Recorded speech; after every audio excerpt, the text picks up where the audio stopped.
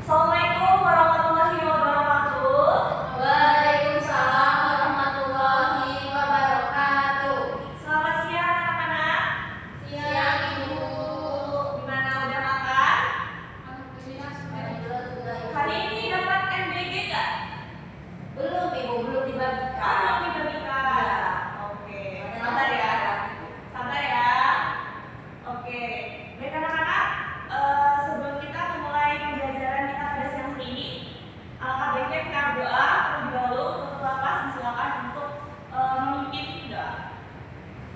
Silakan. Baik teman-teman, sebelum kita memulai pembelajaran pada hari ini, alangkah baiknya kita berdoa. Oh maaf, siang hari ini, alangkah baiknya kita berdoa terlebih dahulu. Amin. Selesai. Alhamdulillah, kita masih diberi kesempatan untuk bisa bertemu kembali ya di kelas ini dengan pastinya dengan materi yang berbeda dan dengan pastinya materi yang lebih dalam lagi dan lebih menarik lagi dari materi yang lalu. Baik anak-anak, hari ini ada yang tidak masuk, ada temannya yang sakit atau bagaimana? Atau hadir semua? Hadir semua Ibu. Alhamdulillah hadir semua. Ibu coba cek resepsi dulu ya. Hesti Mariska. Hadir Ibu. Oke. Vina Cahya. Hadir Ibu. Risma Aminatul. Hadir Ibu. Oke. Alhamdulillah ya, hari ini hadir semua, tidak ada yang sakit. Dan Ibu harap kalian tetap jaga kesehatan karena cuacanya itu kan sekarang ini labil ya. Bukan hanya sifat manusia aja yang labil, tapi cuaca juga labil ya. Ada panas, ada hujan, nggak tentu gitu ya. Oke, baik anak-anak.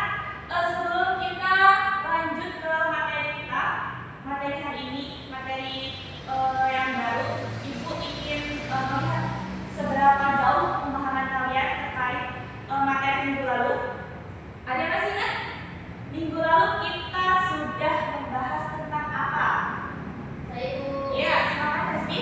Minggu lalu kita membahas tentang menyimak sebab akibat dalam video.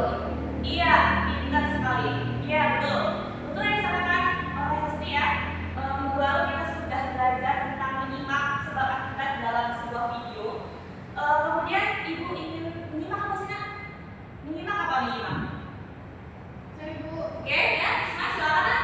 Menyimak adalah kegiatan mendengarkan dengan penuh perhatian untuk memahami, menilai, dan juga menanggapi isi pesan yang disampaikan secara lisan. Iya, pintar sekali. Jadi menyimak itu nggak hanya mendengarkan saja ya, tapi menyimak itu kita harus bisa memahami apa yang kita lihat, apa yang kita dengar, gitu. Jadi cuma nggak seolah-olah masuk telinga kanan keluar telinga kiri. Iya, betul. Baik, untuk materi minggu lalu ada yang masih bingung? Cukup? Paham ya? Oke, kita masuk ke materi yang baru, yaitu terkait menginterpretasikan pendapat pro atau kontra menilai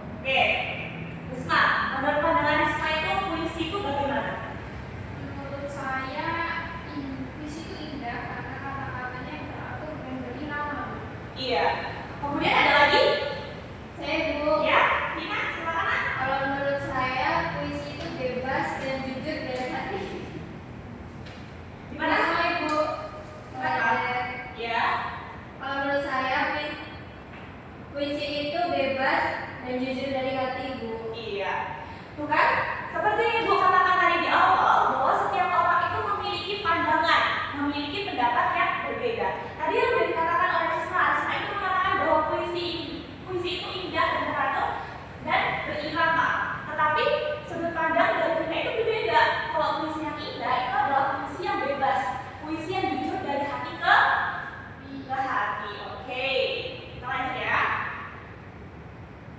Nah, ini ada pengertian menginterpretasi pendapat pro dan kontra dalam teks diskusi.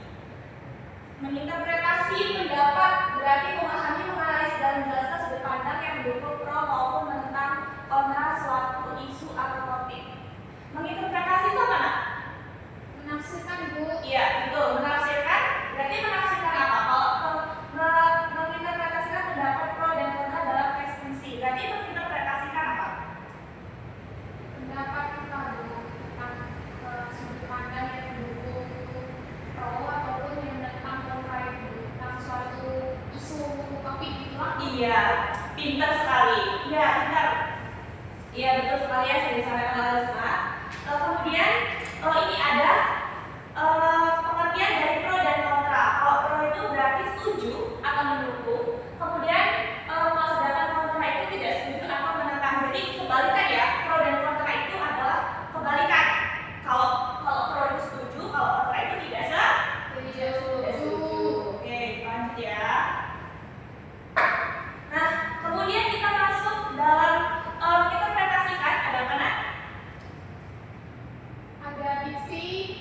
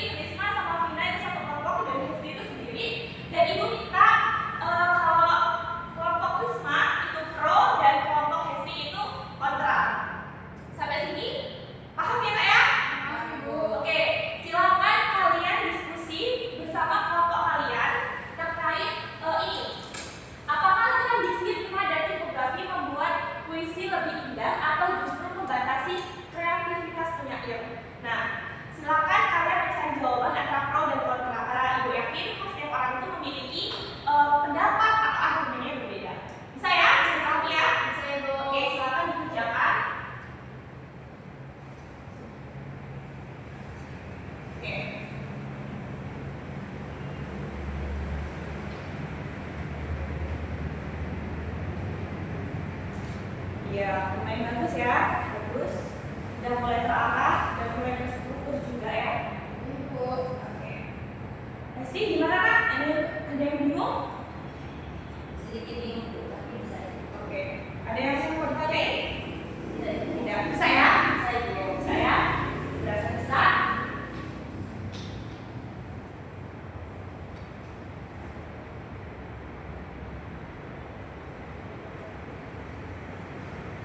Ibu saya sudah ibu. Sudah? Sudah ibu. Oke, kelompok Wisma sudah. Tadi kelompok apa nak? Pro ya? Kelompok Wisma Pro dan kelompok Hesti kontra. Oke, silakan kelompok Wisma. Silakan nak. Menyampaikan ini apa namanya hasilnya? Itu bagaimana? Gimana? Aturan diksi, rima, dan tipografi bisa membuat puisi itu jadi lebih indah karena katanya jadi pas ibu, bunyinya enak didengar dan bentuknya juga rapi. Dengan aturan itu puisi jadi terasa lebih teratur dan menarik saat dibaca. Oke, iya, benar ya. Ibu rasa untuk yang pro itu lumayan bisa ya, maksudnya untuk menjawab pertanyaan dari ini. Kemudian ibu mau melihat sudut pandang dari yang kontra, pasti boleh kan sampaikan argumennya? Aturan diksi, rima, dan tipografi bisa bikin penyair jadi kurang bebas menulis karena tidak perasaannya tidak bisa keluar sepenuhnya karena harus menyesuaikan dengan aturan. Padahal puisi yang bagus itu datang dari perasaan yang jujur dan cara penyair mengekspresikan diri dengan bebas. Oke, kalau menurut Resti, apakah aturan diksi, rima, dan tipografi kalau puisi lebih indah atau justru menarik sekali penyair? Itu jawabannya adalah tadi bebas ya. Bebas ibu. Ya bebas karena setiap penyair itu kan bebas untuk mengekspresikan dirinya gitu ya, sesuai dengan imajinasi atau khayalannya. Jadi tidak ada aturan tertentu ya ketika seorang penyair itu mengarang sebuah cerita atau membuat sebuah karya cerita gitu ya. Kita sampai jam berapa hari ini? 11.50. Oke. Habis ya ternyata pertemuan kita pada hari ini. Oke, karena sudah habis, mungkin ibu cukupkan saja pertemuan kita pada hari ini. Dan untuk minggu ini, untuk pertemuan ini tidak ada tugas, tapi untuk minggu depan kita beralih ke materi yang baru lagi. Kita akan belajar tentang teks berita ya, teks berita. Jadi nanti ibu harap setiap individu kalian mencari satu berita, itu terserah mau dari koran atau sosial media, itu dibawa fisik ya. Nah, untuk pertemuan depan nanti kita akan memasuki teks berita. Oke, sebelum ibu tutup, ada yang ingin menyampaikan refleksi ya terkait pertemuan kita pada hari ini? Ada yang bisa menyampaikan? Ibu. Oke, ya silakan Kak.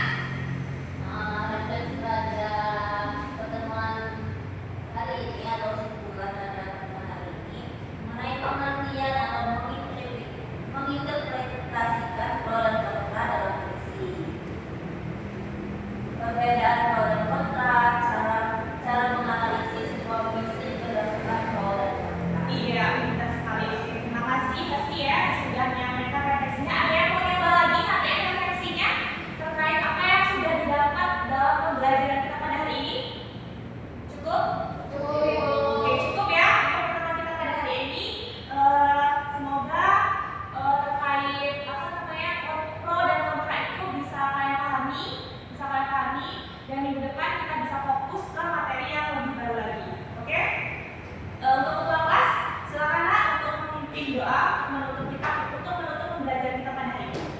Baik teman-teman, sebelum kita masuk di pembelajaran pada siang harinya, bagaimana kita berdoa?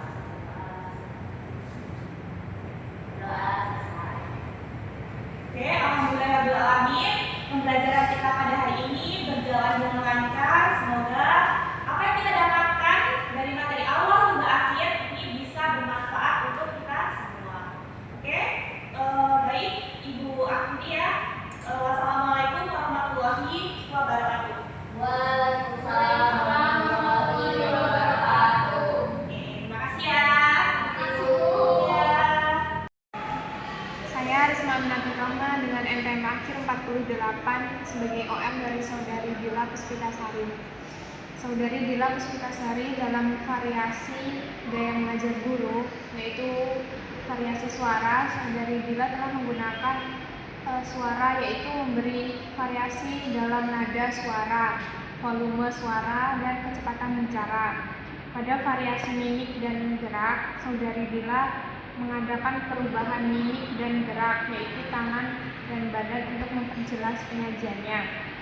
Pada variasi kesenyapan, Saudari Dila menggunakan variasi kesenyapan dengan sengaja memberikan waktu senyap atau hening dalam pembicaraannya. Dalam variasi kontak pandang, Saudari Dila telah melayangkan kontak pandang dan melakukan kontak pandang dengan siswanya. Pada variasi perubahan posisi, Saudari Dila telah melakukan perubahan posisi, yaitu bergerak dalam kelas untuk maksud yang berbeda-beda. Pada variasi memusatkan, Saudari Dila belum menggunakan atau memberi tekanan pada butir-butir yang penting dari penyajiannya dengan menggunakan bahasa lisan. Pada variasi penggunaan media dan alat bantu, Saudari Dila telah menggunakan variasi visual, yaitu menggunakan alat bantu yang dapat dilihat seperti PowerPoint dan buku. Pada variasi aural, Saudari Dila telah menggunakan berbagai suara langsung dan rekaman pengajarannya. Pada variasi alat bantu yang dapat dipegang, Saudari Dila belum menggunakan variasi alat bantu yang dapat dipegang atau dapat dimanipulasi oleh siswa. Pada variasi pola interaksi dan kegiatan guru, Saudari Dila telah memperkenalkan perubahan variasi ini, yaitu dalam pola interaksi antara dia dengan siswa dan juga menganeka-ragamkan kegiatan belajar siswa yang terlibat. Terima kasih.